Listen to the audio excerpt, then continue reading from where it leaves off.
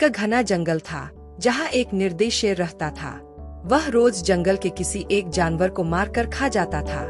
सारे जानवर उसकी डर से कांपते थे, लेकिन कोई उसके सामने कुछ नहीं बोल पाता था। थक-हार कर जंगल के सभी जानवरों ने मिलकर एक योजना बनाई। उन्होंने शेर से कहा, हे जंगल के राजा, अगर आप हर दिन खुद शिकार पर जाने की बजाय हमें एक एक करके बुलाएं, तो हम बारी बारी से आपके भोजन के लिए आते रहेंगे। इससे आपको मेहनत भी नहीं करनी पड़ेगी। शेर को यह बात पसंद आई और उसने मान लिया। अब हर दिन एक जानवर उसकी बारी आने पर शेर के पास जाने लगा। एक दिन एक बूढ़ा मगर बहुत चतुर कछुए की बारी आई। जंगल के सभी जानवर डर गए।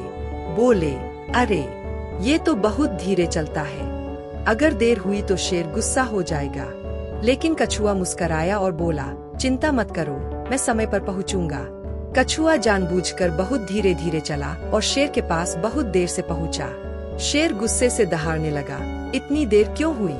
मैं भूख से पागल हो रहा हूँ।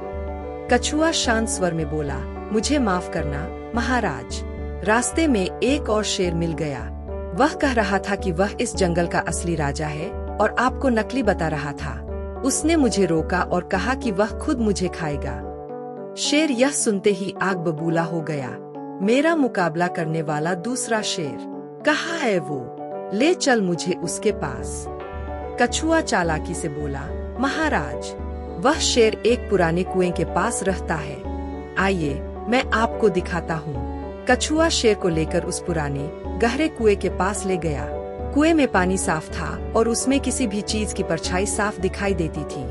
कछुआ बोला, महाराज, वह शेर इसी कुएं में रहता है और यहीं से मुझे धमकी दे रहा था। शेर ने जैसे ही कुएं में झांका, उसे उसमें अपना ही प्रतिबिंब नजर आया। उसे लगा कि कुएं के अंदर सचमुच कोई दूसरा शेर है। वह गुस्से से दहाड़ा, लेकिन जैसे ही कुएं में मौजूद दूसरे शेर ने भी दहाड़ा, उसका ही प्रतिबिंब, वह और भड़क गया। गुस्से में शेर कुएं में कूद गया और फिर कभी बाहर नहीं निकला। जंगल के सारे जानवर खुश हो गए। उन्होंने चतुर कछुए की जय जयकार की और जंगल में फिर से शांति और सुख लौट आया।